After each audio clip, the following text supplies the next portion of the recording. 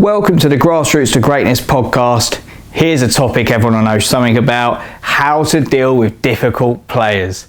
I bet you've all experienced it at different levels. Probably also have a different definition of what a difficult player is. And trust me, in my experience, I've coached 3-year-olds and I've coached 33-year-olds. You get difficult players at every age. I've coached at different levels of the game. You get difficult players at every level of the game. It's just part of being a coach. It's something that's been sent to test us, shall we say. But there are solutions, there are things we can try. You won't always nail it. You won't always get success. You won't always get every player to do exactly what you want to do. But we have to try. So some of you can hear some will say me laughing about it, some will say you hear the pain in my voice, but everyone has difficult players. And I'm going to go through over the next 10 minutes or so some tips on how we might be able to manage them. Even better, can we turn them into leaders within our group as well? Now, first things first, what makes them a difficult player to you? But also always think about, well, why are they a difficult player? Now, I'm going to relate this to kids in grassroots football to start with. So we've all had that one that we perceive to be difficult. So they turn up late, or they're disruptive, or they don't listen. But you've always got to understand, well, what's the root cause of it? And sometimes, as hard as this is to take, am I the root cause of it as a coach? So let's go to certain things. It might be, right, we've got a kid that doesn't listen. Right, are they engaged is the first question. Always look at yourself first as a coach. Are they engaged in the session? Have I communicated well with them? Are they enjoying what I'm doing? And is what I'm doing appropriate for their age and their understanding? If those things if you're not getting those things right, players will not be as engaged as they could be. If players aren't engaged, they will play up. Now relate this to you as an adult, at work, in anything you're doing, watching a TV program. If you're not engaged in it, your mind wanders, you do other things. You concentrate on other things, you'll get your phone out, etc., etc. So it is important that we get kids engaged. Now you can't say, some people say, well, they're at football, they should be trying, they should be listening, they should be wanting. You've still got to engage people, no matter how much they enjoy something. So if you think about something you enjoy, even if you enjoy something, if you're not engaged in it, you're going to lose focus or you're going to lose attention. So that's one thing to think about, looking at yourself. Second thing, look at the kid and look at the surrounding environment the kid comes from. So how their family at that moment. If you've got a kid that's turning up late all the time, it'll really disrupt your session. But what if the family and parents are just both finishing work and really rush to get them there as quick as they can get them there? What if the parents aren't together anymore, the kids at different homes, that one parent always gets there on time, one parent gets there, gets them late because they can't do it? That's not the kid's fault. So the kid, you might be the sanctuary for this kid. You might be the safe place for this kid. Some kids do have additional needs. Some might have ADHD. Some might have find it hard to concentrate or hard to understand. You might get kids that, for example, can't see certain colours on a whiteboard. We need to know these things. So it's learning about those kids and understanding the situation they're in. My favourite one, to be fair, is sometimes you get a kid who's got a ball in their hands and they're messing around with it, or they've got a ball at their feet that they're moving while you're talking, and it drives you insane. Actually, for some kids, that's helping them concentrate. Some kids it's not, they're just playing up, but some kids it is helping them concentrate, and you've got to figure out which one is which. Now, everything I've described here, you might go, well, basically you're saying kids aren't naughty or it's not their fault or adults aren't difficult. No, sometimes they are, so I get that as well. So then you've got to think about, right, well, how can I positively affect that, and how can I set the right environment? Now, what I always come back to is, go back to your teachers at school. And if I say to you as an adult, who is your favourite teacher that you listen to and you really bought into? You'll say, this person. Tell me a teacher you didn't listen to and you was an absolute pain for, and within a few seconds you'll probably go, this teacher. So there you go. It's one, for me, it's were you engaged? 2, did they engage you in how you were learning and what you was being taught? But Also, were you enjoying it? That's the other thing. But you were difficult. You were difficult for some people, not others. But ultimately, what environment did they set? And what standards did they set? If I relate it back to school, there's normally the one teacher in schools that most people were scared of. So what environment did they set to make most kids be scared of them and think, I'm not messing around for that teacher, no chance.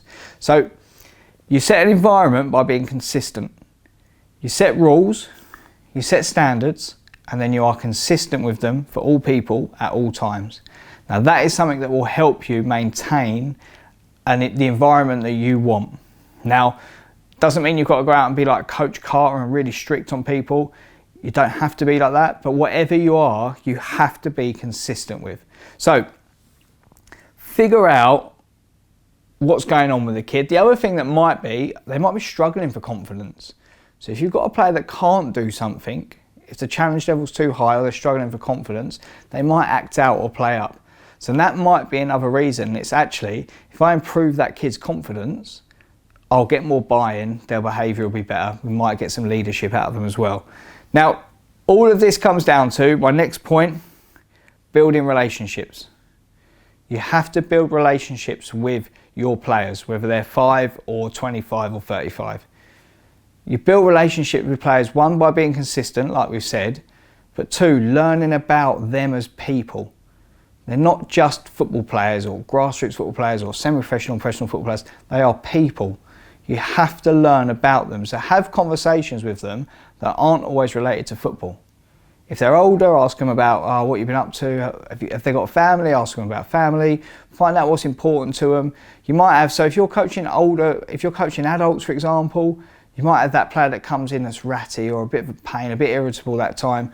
You have that conversation with them, we've had a baby, the baby's been up all night, I'm exhausted. Okay, like you might ease off them a bit. You still need to set the standard of, right, well actually just take it a bit easier tonight, just do this, do that, because I don't want you getting too worked up or stressed out, which will also make your life a little bit easier as well. But get to know them as people. Like the first conversation you should have with kids when they turn up, how are you, what have you been up to, how was school today, did you watch the game last night, did you watch Britain's Got Talent, whatever it is, just start building relationships with people and talking to them. The better the relationship you build will help you with that environment, and when you then need to have conversations with them, they'll have some trust for you. If they trust you, they're more likely to have an honest conversation with you. If they have an honest conversation with you, you're going to learn more about them. They're then going to show more respect towards you as well, because they know that they trust you. So that big part about building that relationship is really, really important. And it doesn't happen overnight. It can take a long time to do it. And even if you've got that kid that's really naughty or a nightmare in all your sessions, chip away at trying to build that relationship, and you might get a breakthrough. And when you get a breakthrough, that can be a massive difference in their lives. One more practical thing you can do, give them responsibility. So in my times working at schools, we would have the kid that would play up, be a nightmare, cause problems, argue, etc. I tell you what, they usually made amazing referees or amazing like mini coaches. You can say, right, we're gonna set up 4 pitches. I want you to be in charge of this pitch. Can you referee? Can you organise this pitch? Can you organise the teams? And they get a bit of leadership and responsibility. And all of a sudden, sometimes they come into their own. Some of the best coaches I know now were a nightmare as players. Like they would play up all the time, but now they've become really good coaches. So give them responsibility. Players get leadership roles that can really help boost their confidence and will again engage them, and you'll get them on side. And also for them, sometimes it's about, again, self-confidence and self-esteem. Kids play up because some of them aren't confident and they don't have much self-worth, don't have much self-esteem. If you can grow that, they'll buy again into the environment. Now think back at players that you've coached before and people that you know coached. I can guarantee there's been players in there that have maybe been a bit of a tearaway or been hard work, but then they get a bit of leadership and a bit of responsibility and they go, do you know what? I'm going to take that, I'm going to grab that with both hands. Then you can shape them more as people. So if they're the leader or the captain, or they're taking refereeing a game, or you go, right, we're going to split into 2 teams and have a match, but each team's going to have a manager. The manager's going to be in charge of how things happen. You can then start to work with them on their leadership skills by saying, for you to be a leader, people have got to want to follow you. So what would you want to follow? Would you want to follow someone that's shouting at you and having a go at you all the time? Would you want to follow someone who's positive with you, gives you help, sets an example, is a good role model? And you start to shape things in their head which can start to slowly turn their behaviour around, and it will start to get a more positive impact on them and in their lives. Next one, and we've talked about this a little bit as well, but you have to set clear expectations and boundaries. Right? If you can get players to set these with you or set them themselves, they are more likely to police it and enforce it. Now with younger teams, it's about setting out codes of conduct, what the standards are, what we do with behaviour, what we do with our attitude, what we do with our effort, etc. Get everyone to buy into it and get them to police it themselves. I've found with older players, if you get the right players in, they police the whole environment for you and the whole standard. They will set the standards, they will keep the standards up here or down here. But if you get the right players, they'll keep the standards up here. What you get with that is very demanding players though, that will say what they think to the coach. If the coach is not getting it right, they will say you're not meeting the standards either. And that's what you've got to accept from players like that they're going to challenge you as much as you're trying to challenge them. I don't think that's a bad thing, but you have to get used to that a little bit as a coach. It can be a bit of a challenge to get used to, but when you do, it's creating a good environment where players are pushing each other and setting the standards themselves. But set clear expectations and boundaries. And it might be then figuring out, well, if players are stepping out of line, what's the best way to communicate to them? Is it go and have a chat one-on-one? I've got a player being a nightmare. Do you know what? I'm going to go, right, what's going on? Are you all right? Have a little chat with them. They might go, look, I'm sorry, I lost my head. I shouldn't have done that. You bring them straight back round. They're back in the session. That same player, if you call them out in front of everyone in the whole session, might escalate and then you've lost them completely. So you've got to figure out what is the best way to communicate with them. You've set the boundaries, you've set the expectations. When they're broken, how are you going to deal with it? Do you do it individually? Do you do it as a group? You've got to make a decision on that, probably in the time of knowing the player and thinking about what the whole group needs. Digging out a player in front of everyone can have a positive effect if the player can handle it and if it's done with the purpose of affecting the whole group. So if the whole group are messing around a little bit and you go, right, that's not acceptable, that needs to be better, we don't do that here, etc., blah, blah. If that player can cope with that and then switches back into, right, I'm concentrating, that will have an effect on the others who will go, whoa, right, okay, let's switch on. But if that player will not react to that positively in front of a whole group environment, it can have a negative effect on the group. So it's something for you to consider based on your players that you coach and the individuals within your team. But lastly, and probably the most important thing, and I probably should have started off on this now, when I reflect back on this podcast and what I've talked about, it's all been very negative. And actually, positivity, praise and encouragement is probably one of the best ways to help with players that aren't behaving or being disruptive. Now, you can do this in two different ways. You can praise when they do something right. So even if they've been a nightmare, they do one thing right, you go, that's brilliant. That's what I want, more of that from you. That's excellent, that's really good. Everyone loves being praised. Doesn't matter how old you are, what situation you're in, everyone loves being praised. And once they get it, they'll want more of it. So jump on something, one thing they do and praise it. And then see if that starts to turn their behaviour. The other thing you can do is praise everyone around them who is doing the right thing, and then watch that player to make sure, for that one moment that they start to do the same right thing as the others. So that I know a school of thought where some coaches go, I'm literally just going to ignore bad behaviour and players that aren't listening, but they won't join in the session. They can go and kick a ball around over there, whatever. Unless you're listening, you're not joining in my session, but you can stand over there with a ball, etc., etc. When you want to listen, you can come and join back in. Some coaches will be harsh like that. Some coaches go, I'm just going to praise a lot the ones that are doing the right things, and then that should hopefully bring that play around to doing the right thing as well, because everyone wants praise. But what is really important there is as soon as they start doing the right things, jump on it straight away and praise them. Because they'll then have that positive reinforcement of, right, I'm doing this well. If I do this, I'm going to get praised.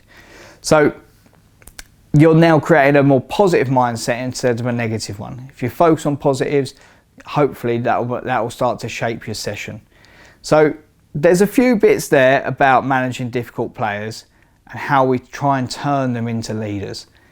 I know how hard it is coaching these players that can be like this, and to be honest, you might get a point in your season where they all take it in turns being like this. I've had that with my lad decided this week that he was going to be the one that was going to play up during training. I dealt with that by getting mainly my assistant coaches to deal with him and setting the standards. But he's normally all right. But this time we thought, no, I'm just going to see if I can wind my dad up a little bit this week. And we got him back round to being switched on and focused. But it's something that is always going to be there. But these things like build relationships, understand why they like it, set clear expectations and boundaries, and use positivity will help you on your journey to having a bit of more of a stress-free coaching session.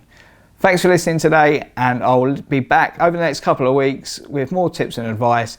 Hope you're enjoying the podcast. Don't forget to check out TSC Coaches Club on Instagram, Facebook, TikTok, Twitter, and our ultimate tier on Patreon for all of the extra bits we give for the coaches who are really serious about taking their coaching to the next level.